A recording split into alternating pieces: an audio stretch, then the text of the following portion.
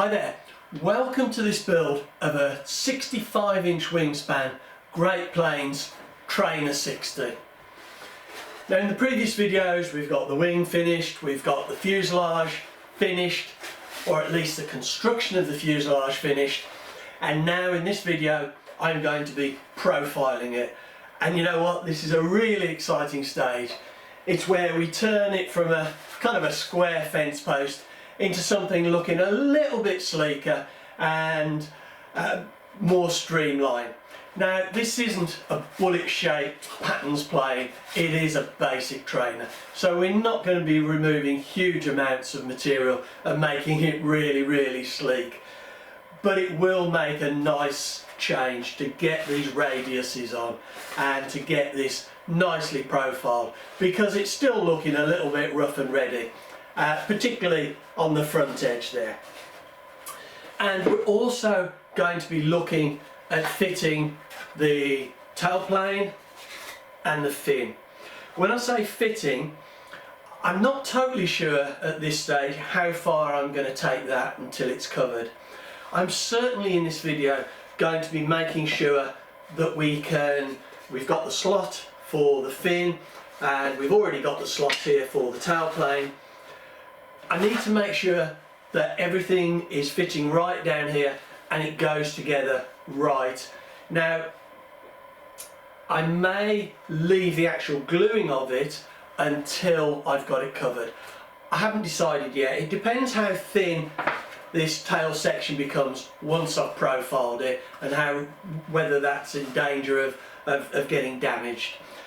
If it is, then I may just bite the bullet and fit the tailplane and cover it like that, but we'll see once we've got it profiled.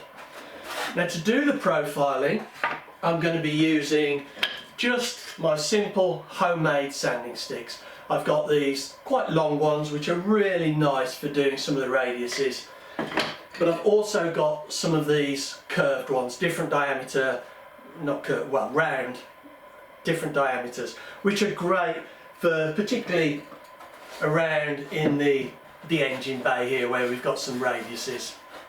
If you're interested in how I make these, then have a look in the description below this video and there'll be a link to a video just showing a really easy way to make them and to refurbish them with new garnet paper sandpaper. I'm also going to be using my David plane, and primarily I think for these longer edges. I can't see me using them on these short edges, just not practical, but on these longer edges that'll be quite nice.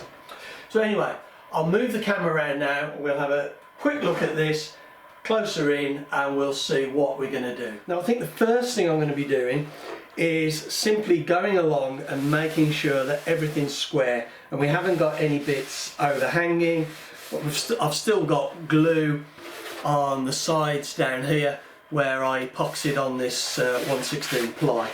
So I'm just going to be taking my sanding stick and just making sure that that is nice and smooth before we start thinking about the radiuses. And for example, down at the end here, this is actually too long, so I'll be squaring that up. And I think there's a little bit of a, if I look at that, yeah, there's a little bit of an overhang here, so I'll be getting rid of all that so we've got a nice square, or yeah, square edges to start with the radiusing. Now doing this back end is going to be quite easy, and the windscreen here, and I think I'm simply going to be putting on a radius of about that kind of sort of circumference, if you like, or radius. And to do that I'm going to be running down with my David plane to put a 45-degree angle onto this edge.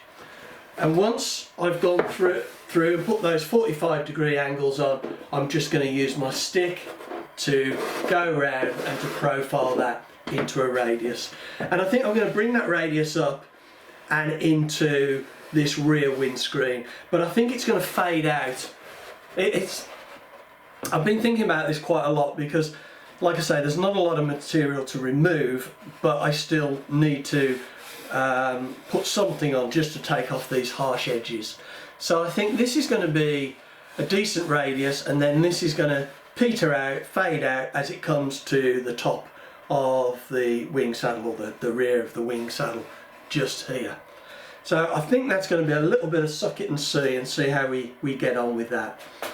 The underside is just going to be kept square. There's going to be no, or a very, very slight bit of a radius, but not much. I explained in previous videos, I'm not covering this in until I've actually got the control linkages in, because I want to retain access to this. But this will simply be cross-grain balsa put across all the way down. Very easy to do. Now, on the nose, that's going to be a more interesting job. I think, again, as with the rear of the plane, I'm going to be putting on a radius, probably the same thickness as the cover itself, if that makes sense. So this, where's my ruler? If I just get a ruler, that is a 1/2 inch or 12.5mm piece of balsa there for the cover, and that will probably be the radius that I will put on there. And again, as with the back windscreen, I will probably fade it out as it comes up the windscreen here. But again, we'll have to see that. So that's easy enough all the way down. I will then probably have to fade these out a little bit, and I'll see how I do this when I get to it. Still got some work on these noses, and I will probably put this shape is quite pointed as shown on the plans. Let me just turn this round.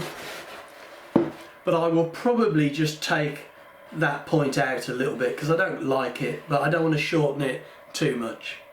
So I'm going to get on with this, but I'm going to take it out of my workshop. It's a lovely sunny day outside, and I really don't want to be breathing the dust in. So we'll get the tail section done, we'll come in and have a look, and then we'll do the front. Right, I've now got this tail section finished, and I'm quite pleased with the way that's looking. Like I said, it's not a huge radius, but it just takes your eye off that sharp edge. Hopefully that will show up on the camera. Got a little chunk of balsa in here just to stop that top piece pushing down as I sand it, maybe damaging it or being harder to sand if it's not in there. Hardest bit was in these little creases here, where it's difficult to get the sanding stick in properly, and as I said, petered out the radius on the windscreen here. But I think that looks great. As I said, just takes your eye off the sharp edges. Now, I've been using an 80 grit to do the coarse sanding, and that is great. Best to keep it in line with the grain of the wood so it doesn't tear it up. But there's no real big sanding marks in this at all, and I reckon you could cover this at 80 grit sanding and you wouldn't see any marks. But I will go over it with a slightly finer grit just to make sure it's nice and smooth and finished off. I do this outside if I can with a low sun, which it is this time of year, and you find that as you're sanding it, the sun comes across and casts shadows which help you to see the high spots or any bits you've missed. So that's a really good tip there. Now I'm going to get on now and go back outside and do this front section in a very similar vein to how I've done the back, and we'll come back and have a look at that. Right, I've now got the nose section done, and as with the back, I've just taken off enough to put a small radius on there to take your eye off all those sharp edges, and I think that's blended in quite nice without sort of going overboard really. And a little bit less, as I said, on the windscreens, and a bigger radius getting from smaller to bigger towards the nose. You can see that there. I may have to just take that down a little bit there, just a little bit of a dip for the high-speed needle valve, but I won't know that until, or I won't decide on that until I actually fit it all out and see how it fits. But that's a 2-second job. And you can see that's blended in nicely now where the recess is for the dustbin muffler. I will be going over this, as I said earlier, with a finer paper. I've got this 240 grit garnet paper, really nice. And once everything's fitted out and I'm ready to cover it, the last job I'll be is to go over, use this paper, and just to make sure that there aren't any dings that want just a little bit of filling, or any bits that just need that last bit of smoothing off. So the thing I've got to do now is get the or make provision, make sure that it's okay to fit the tailplane and the rudder. So I'll move the camera around and set that up, and we'll see how we're going to do that and how it's looking. Right, well, I've now drawn a centre line from the centre point here up to the rear of the windscreen. Actually, I've used those two dots as a reference, but just drawn the centre line over this portion, because that's where I need to know the centre and to make sure it's directly down the fuselage line, so that I can then cut out a slot, and I've marked either side of that centre line the width that I need to cut out for my fin. So I'm going to cut that out in a minute so I can slot that fin in.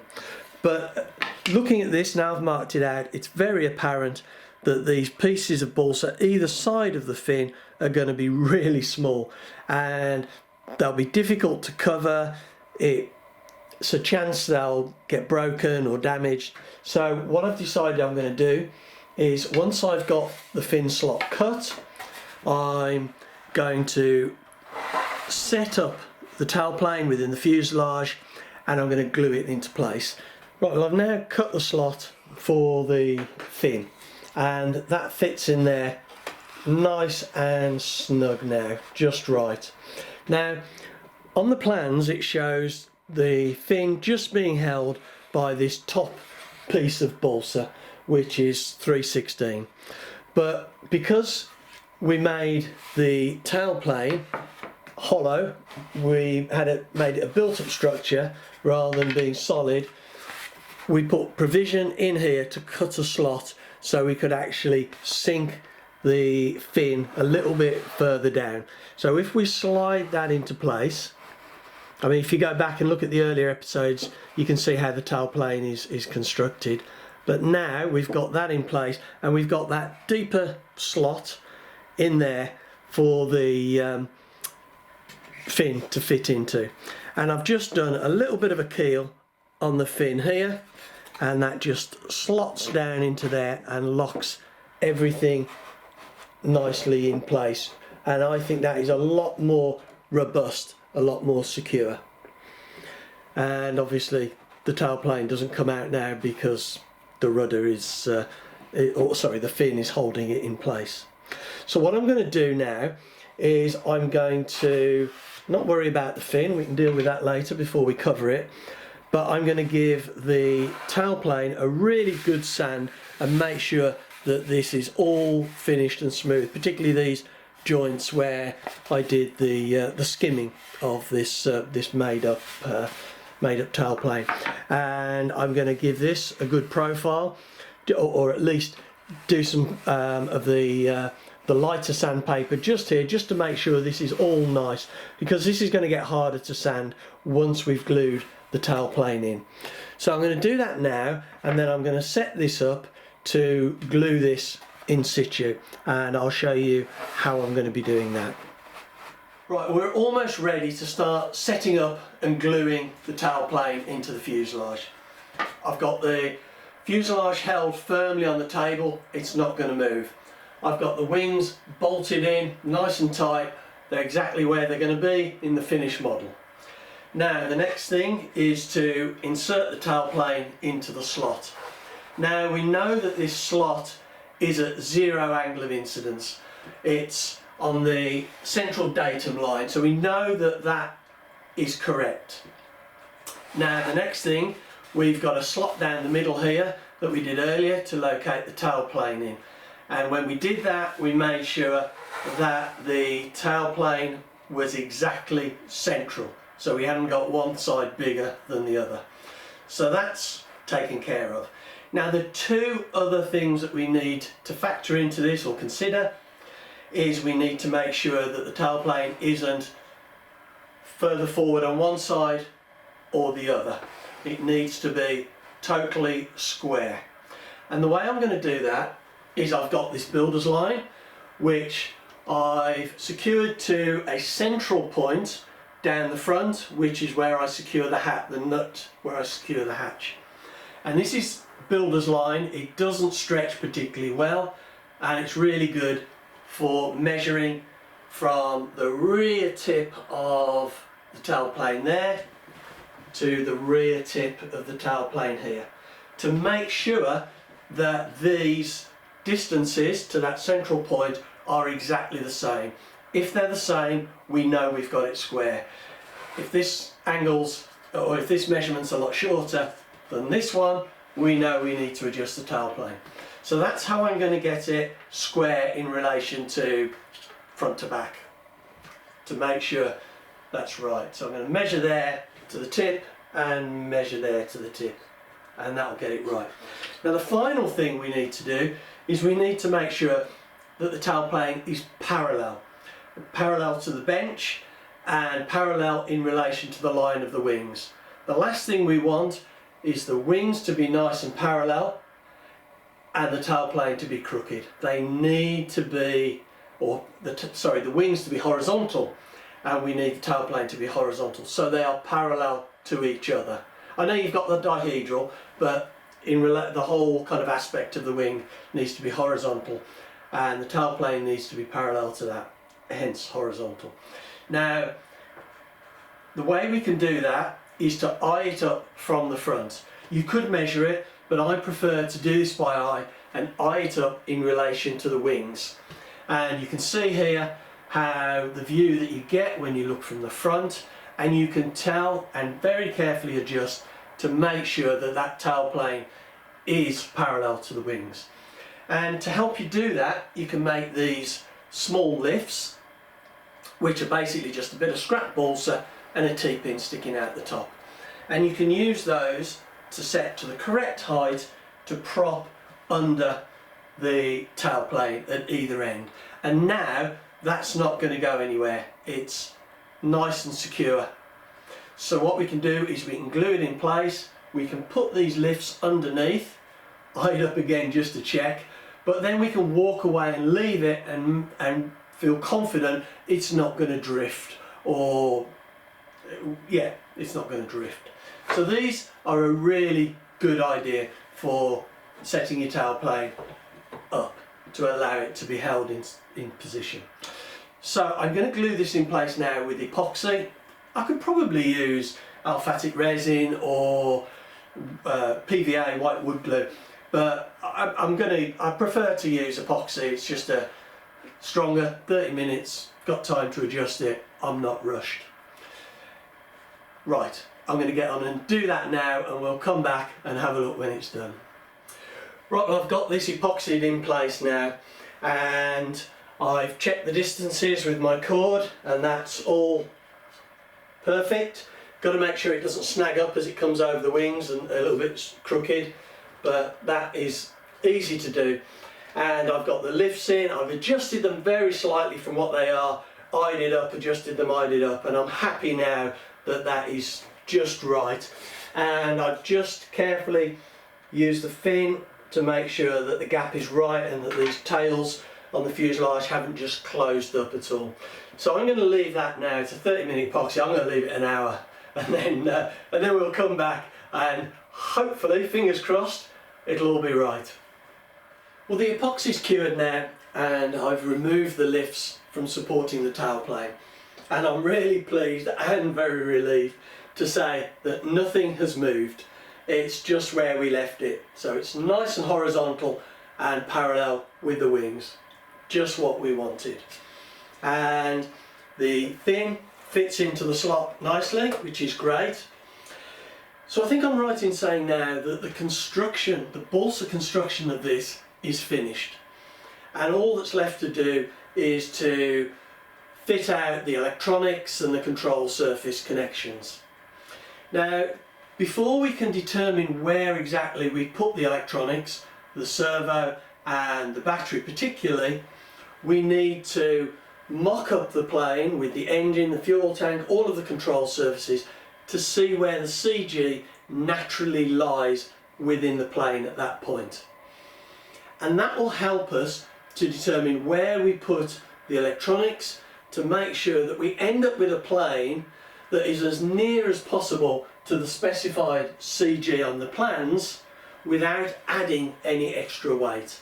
So if when we've got it mocked up we find it slightly nose heavy, we'll be trying to put the battery back behind the CG to balance that out.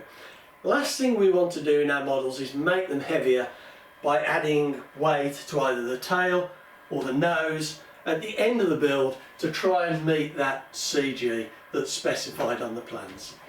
So that's going to be the next focus for the next video, and I hope you'll come back and join me with that and see how we get on. And I hope you found all of this useful in this video, shaping the fuselage and fitting the tailplane. So thanks very much for watching.